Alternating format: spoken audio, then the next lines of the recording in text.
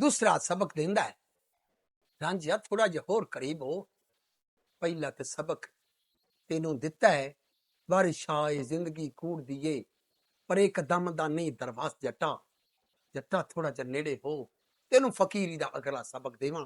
दूसरा सबक बालनाथ रांझे नूं देंदा है,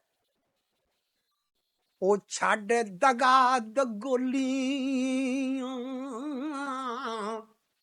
बुखल कीना,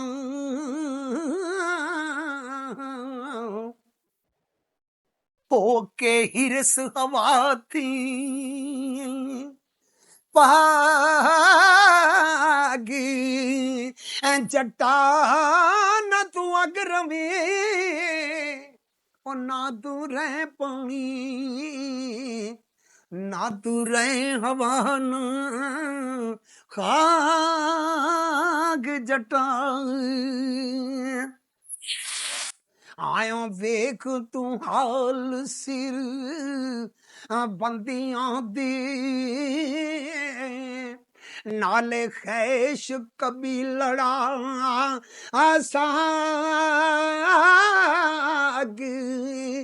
जट्टा चौदा तबक चौकोट दी सैर कर गी, वेख जात खुदा दी पाक जट्टा।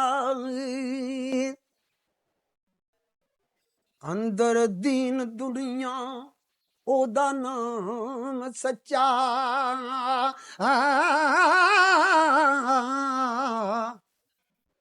सारा नूर ज़हूर इफलाग जट्टा वारिस शाह ता अपना आप जापी,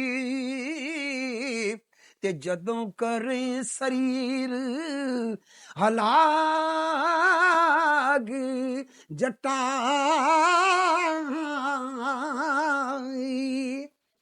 दो सबक दे लेना, फिर आंदा रांझिया होर थोड़ा जिहा नेड़े हो, तेनू मैं फकीरी दा अगला सबक देवां। महादोथी जोगदा पन्नत बनिया, ते खरा कटन है जोग मुहिम मियां, और कौड़ा बग बका सवाद है जोग संदा को, ते जई कोट के पीवनी ने मियां,